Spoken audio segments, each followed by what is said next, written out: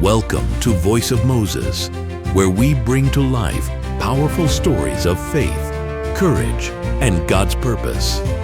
Today, we take you on an incredible journey, one of pain and purpose, betrayal and forgiveness, sorrow and victory.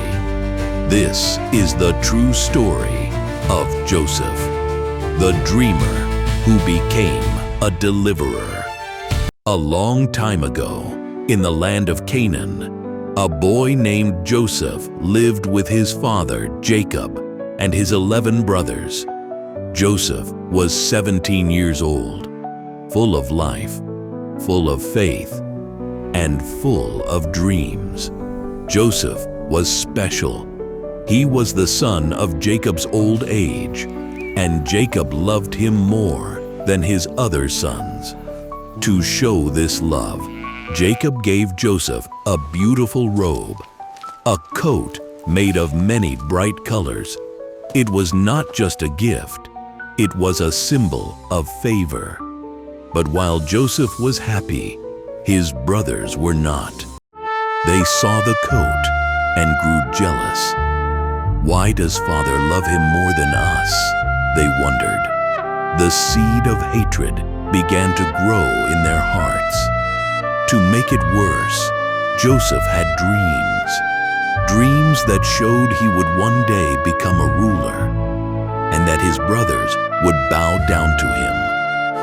He told them, "In my dream, we were tying bundles of grain in the field, and my bundle stood tall, while all of yours bowed down to mine." Another time he said, "I saw the sun, the moon, and 11 stars bowing to me." His brothers were furious. "Who does he think he is?" they thought. "Does he want to rule over us?" Get him this time. One day, Joseph's brothers were far away tending the sheep.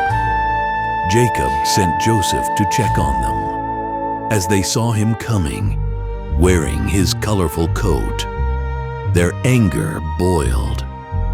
"Here comes the dreamer," they said. "Let's kill him and see what becomes of his dreams." But one brother, Reuben, said, "Don't kill him. Let's just throw him into this empty pit." He secretly planned to rescue Joseph later, so they ripped off his coat and threw him into the pit, deep, dark, and dry. Joseph cried out, but they didn't care. They sat down to eat. Then they saw a caravan of Ishmaelite traders heading to Egypt. Another brother, Judah, said, "Why should we kill him? Let's sell him. After all, he is our brother." And so they did. They sold Joseph for 20 pieces of silver, their own flesh and blood, traded like a slave. The traders took Joseph away, and his brothers dipped his robe in animal blood and lied to Jacob, saying, "A wild animal killed Joseph." Jacob wept for days. His heart was broken. He thought his son was gone forever.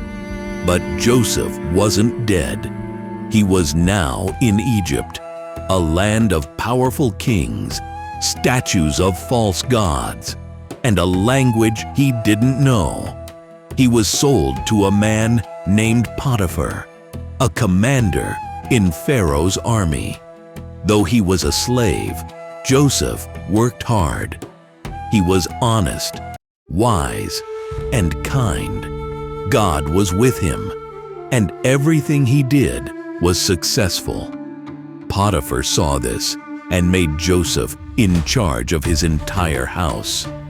Joseph was now a slave, but a trusted one. But trouble came again. Potiphar's wife saw that Joseph was handsome and strong. She tried to tempt him again and again. But Joseph said, "I cannot sin against God or betray my master." One day, when no one was around, she grabbed his robe and begged him to stay. But Joseph ran away. She was angry and lied. She screamed and said, "Joseph tried to hurt me." Potiphar was angry. Though Joseph had done nothing wrong, he was thrown into prison, another dark, lonely place. But even in prison, God was still with Joseph. The jailer noticed his honesty and made him a helper in the prison. While there, Joseph met two men, the king's cupbearer and the king's baker. They both had strange dreams, and they were worried. Joseph said, "Tell me your dreams. God can explain them." To the cupbearer, he said, "In 3 days, you will be restored to your job." To the baker, he said, "In 3 days, you will die." It happened just as Joseph said. Joseph told the cupbearer, "Please remember me when you return to Pharaoh." But the man forgot, and Joseph stayed in prison for 2 more years. Then one night, Pharaoh, the king of Egypt, had 2 terrifying dreams. In one, 7 fat cows were eaten by 7 thin cows. In the other, 7 good heads of grain were swallowed by 7 dry ones. No one could explain them. Then the cupbearer remembered Joseph. Pharaoh sent for him. Joseph shaved, changed his clothes, and stood before the king. He said, "I cannot explain dreams, but God can." Joseph explained, "There will be 7 good years with plenty of food, then 7 years of terrible famine. You must store food now, or Egypt will starve." Pharaoh was amazed.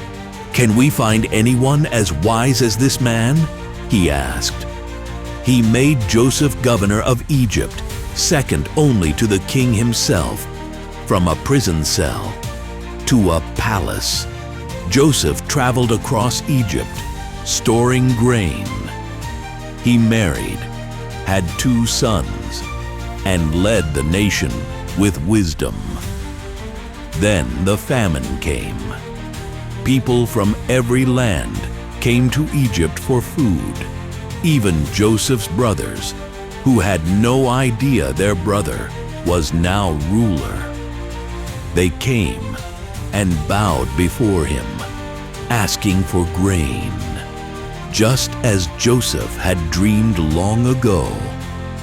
He knew who they were, but they didn't recognize him. He didn't reveal himself. Instead, he tested them. Were they still cruel, or had they changed? He tested their honesty, their love for their younger brother Benjamin, and their care for their father Jacob. Finally, when he saw their broken hearts and their deep sorrow, Joseph couldn't hold back his tears. He sent everyone out and cried loudly. Then he said, "I am Joseph, your brother." His brothers were shocked. They were afraid. But Joseph said, "Don't be afraid. You meant to harm me, but God turned it into good, to save many lives." He forgave them. He hugged them, and he asked, "Is my father still alive?" Soon, Jacob came to Egypt. Father and son hugged, weeping for joy. After so many years, the family was whole again. Joseph didn't just survive. He fulfilled God's plan. He forgave those who hurt him. He saved nations from hunger. He became a hero, a deliverer. Joseph's story teaches us, even when people do wrong, God can use it for good. Even when life is hard, God is still with us, and when we forgive, we bring healing to the world. As Joseph said in the end, "You meant to harm me, but God meant it for good, to save many lives." Genesis 50:20. Thank you for joining us on Voice of Moses for this powerful journey. If this story inspired you, please like, share, and subscribe to our channel. Come back for more beautiful Bible stories, full of faith, hope, and God's love. Until next time, trust God's plan and walk with Him every day.